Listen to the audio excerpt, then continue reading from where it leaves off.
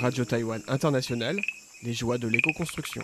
Bonjour à tous, c'est Sasa qui vous accueille pour la suite de la série sur le mouvement du jardin terrestre Diqiu Huayuan, fondé à Taïwan par Elsa Feng.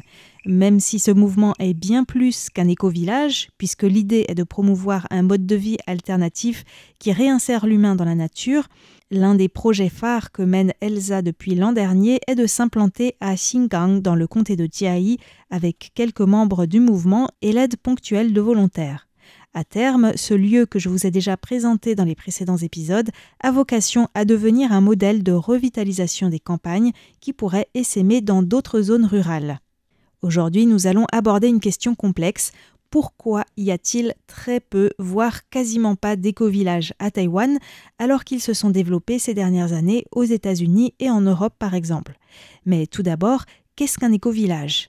Un éco-village ou éco-hameau, selon la taille, est un lieu qui réunit des personnes partageant des idéaux communs autour d'un mode de vie respectueux du vivant. Ces communautés valorisent notamment l'autonomie, mais aussi l'entraide, le partage et les communs. Ce n'est donc pas vivre en autarcie. Et bien sûr, elles valorisent les pratiques écologiques et les moments de sociabilité, voire même la vie en collectivité. En France, par exemple, la coopérative Oasis référence environ 300 éco-villages et éco-hameaux. On pense par exemple aux éco-villages de Pourgues en Ariège et à celui d'Ungersheim en Alsace, mais il y en a beaucoup d'autres avec chacun ses spécificités. L'un des plus ambitieux, car il ne se limite pas à être un éco-village, mais vise à développer un écosystème coopératif ancré dans le tissu économique local, c'est le projet TERA, T-E-R-A, acronyme de « Tous ensemble vers un revenu d'autonomie » dans le Lot-et-Garonne. Vivre en éco-village, ça peut faire rêver, mais la réalité n'est pas toujours rose. Comme le rappelle Diana Leaf Christian dans ses livres sur les éco-villages, près de 90% des projets n'aboutissent pas.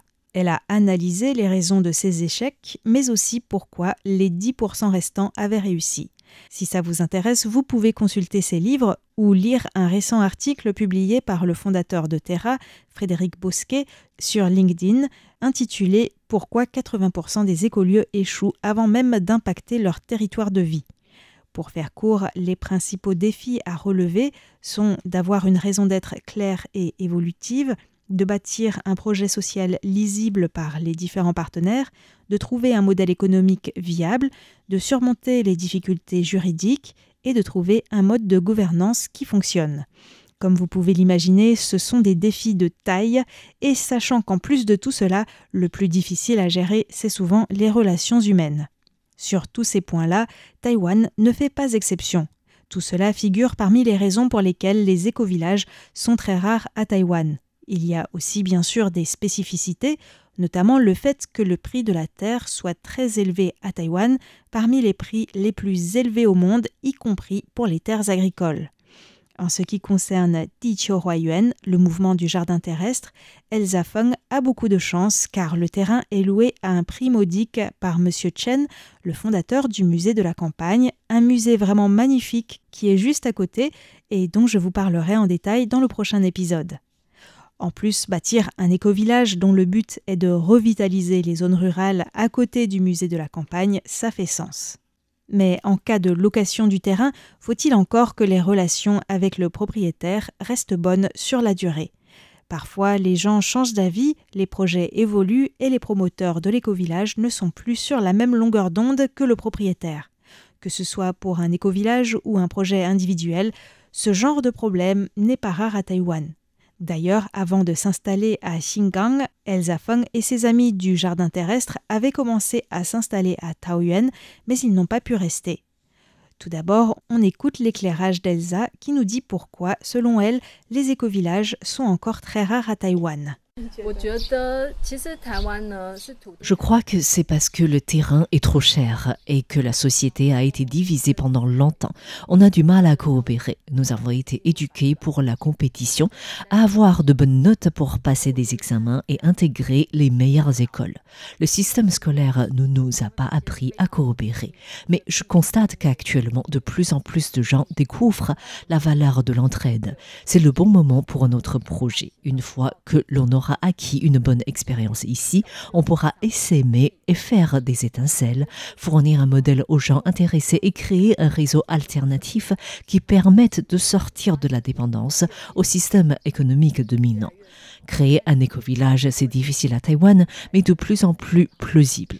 Depuis 10 ans, je constate que cela intéresse de plus en plus de monde. Je suis donc convaincue qu'il y aura aussi un jour des éco-villages à Taïwan avec des spécificités locales. Pour le moment, le mouvement lancé par Elsa est constitué d'une association et d'une coopérative. Tiqiu Huaiyuan, c'est la partie associative qui apporte des services, cours et activités de sensibilisation à l'environnement ou encore aider différents groupes qui voudraient se lancer à demander des subventions pour différentes activités. En 2017, Elsa Feng a aussi créé avec plusieurs autres membres la coopérative Konghao Shenghua que l'on pourrait traduire par « bien vivre ensemble ». Cette coopérative est constituée de professionnels de différents secteurs, éco-construction, agriculteurs pratiquant l'agroécologie, spécialistes des systèmes de récupération de l'eau, etc. Elle fournit des services, par exemple la construction d'un four en terre ou d'un jardin en permaculture. Par exemple, en 2018, c'est la coopérative Konghao qui a porté le projet Seko Zhijia, la maison pour une famille de 4 personnes, construite lors de l'exposition florale de Taichung, dont les murs sont remplis de paille, ce qui est très rare à Taïwan et que je vous ai présenté dans les joies de l'éco-construction. Selon Elsa, cette coopérative ne manque pas de membres, le problème, c'est plutôt qu'ils sont tous très occupés par leur travail. Il n'y a pas encore assez d'activités pour leur permettre de se consacrer uniquement au projet de la coopérative. Hao Min est l'un des résidents à Xingang aux côtés d'Elsa. Selon lui, il y aurait du potentiel à Taïwan pour créer plusieurs endroits comme Tiqiu Huaiyuan, mais c'est encore très difficile pour la plupart des Taïwanais de sauter le pas. Lui-même continue à travailler en indépendant de temps en temps à l'extérieur, car pour le moment, le modèle économique de Tiqiu Huaiyuan en est à ses balbutiements. Par exemple, Yo Xiang, qui était venu donner un coup de main pour la construction d'une cabane en bambou, aimerait bien quitter la ville pour s'installer dans un éco-village, mais elle n'a pas encore sauté le pas. En fait, à la base, j'ai choisi un travail que j'aime, qui sert les gens et l'environnement. Je suis nounou et jardinière, c'est déjà ça. Je voudrais que mon travail soit la vie que j'ai envie de mener et pas perdre mon temps à la gagner. Idéalement, j'aimerais bien pouvoir vivre de la vente de légumes et de fruits que je cultiverais et passer du temps à peindre, à faire de l'artisanat, à fabriquer des savons et à vivre de ça. Même si, comme le rappelle Elsa, pour vivre à la campagne, on a besoin d'un budget beaucoup moins important qu'en ville, bâtir un modèle économique n'est pas le moindre des défis et c'est un point clé pour permettre à des personnes de sauter le pas et de s'installer sur place. Sur 800 sympathisants au mouvement, il y avait seulement 6 personnes qui vivaient sur place quand je suis allée faire le reportage et 3 personnes qui y vont régulièrement avec aussi l'aide de volontaires ponctuels. Mais le plus difficile à Taïwan comme ailleurs, c'est peut-être les relations humaines, comme l'a aussi constaté Yo Xiang. À Taïwan, il y a des obstacles aux éco-villages. La légalisation et surtout des facteurs humains. Je suis allée aider plusieurs amis qui voulaient construire un éco-village, mais aucun n'a réussi. Le problème principal est que les gens ne s'entendent pas ou que le propriétaire n'autorise plus à utiliser le terrain car il n'est pas sur la même longueur d'onde. Wei Hao, qui vient régulièrement donner un coup de main au jardin terrestre à Xingang, a remarqué que ce n'est pas facile de cohabiter. Pour le moment, ce n'est que le début, donc la poignée de personnes qui vivent sur place s'est installée dans un bâtiment qui était déjà là à leur arrivée. Et il arrive qu'il y ait parfois des disputes. Wei Hao pense que ça ira mieux une fois que des maisonnettes seront construites sur le terrain. Ça résoudra les problèmes d'intimité tout en restant un lieu collectif. Mais construire ces tiny houses nécessite un investissement de départ dont le mouvement Tiqiu Huaiyuan n'a pas encore les moyens. Elsa voit Diqiu Huayuan comme un mouvement très organique, ce qui lui permet de relativiser les difficultés dues aux facteurs humains. Les relations interpersonnelles, c'est toujours le plus difficile, mais chaque groupe est comme un corps organique. Il y a de la fluidité. S'il y a un problème, l'important, c'est de communiquer. Si la personne choisit si elle veut rester ou partir. Ceux qui restent sont ceux qui s'entendent bien et se font confiance. Quant à la distribution du travail, c'est tout aussi libre. On va en fonction des besoins. Chacun fait ce qu'il a à faire ou ce qu'il sait le mieux faire. Si quelqu'un n'a rien à faire, il fait ce que les autres ne font pas, ne serait-ce que de passer un coup de balai, chauffer l'eau pour la douche ou préparer à manger. Sur ce point, on a eu beaucoup de chance car il y a toujours eu des gens très doués pour cuisiner et on mange super bien tous les jours.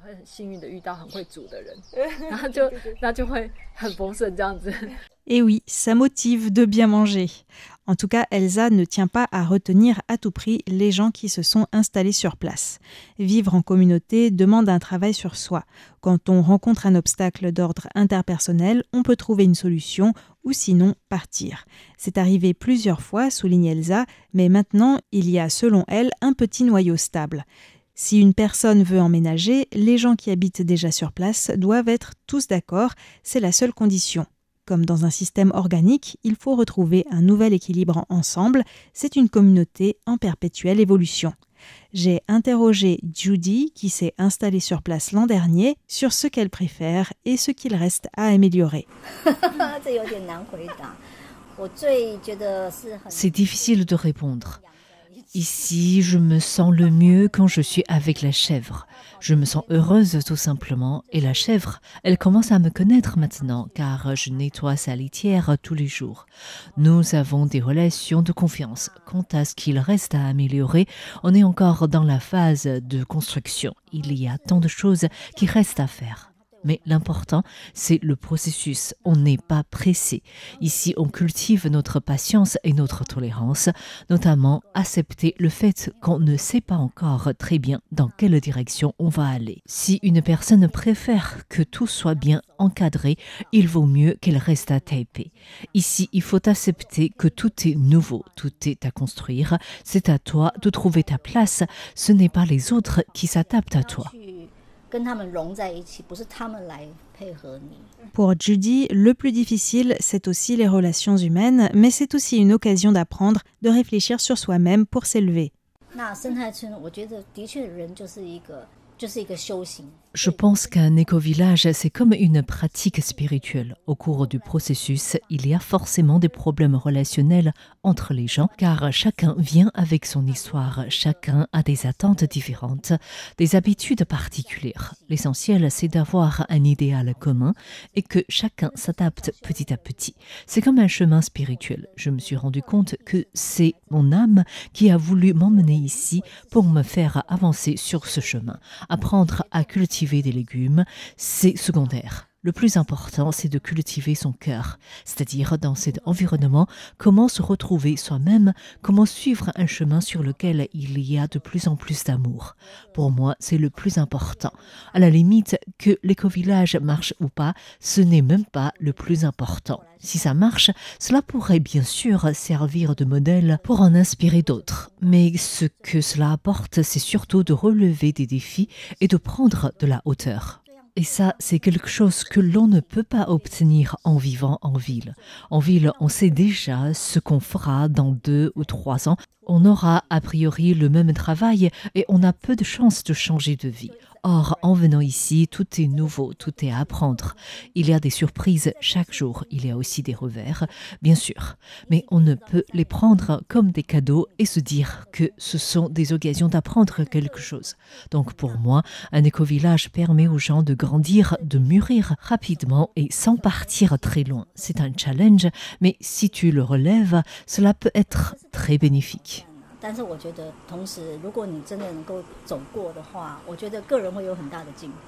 Vivre en éco-village, c'est donc un défi sur le plan personnel et collectif.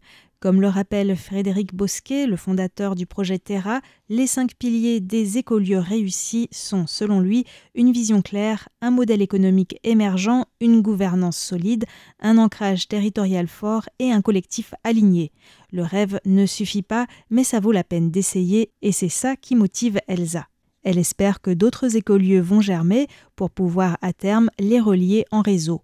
Pour le moment, le lieu est confronté à une grave inondation en raison des pluies diluviennes qui ont touché le sud de Taïwan. Je souhaite bon courage à l'équipe pour surmonter ce nouveau défi en espérant que le projet continuera à se développer.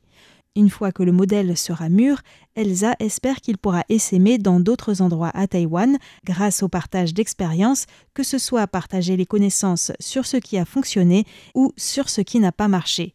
Car les échecs sont faits pour apprendre et progresser. C'est ainsi que s'achève cet épisode. Je ne manquerai pas de vous tenir au courant dans les prochains mois de l'évolution du mouvement Jardin terrestre. Et mercredi prochain, rendez-vous pour un focus sur le musée de la campagne. À bientôt!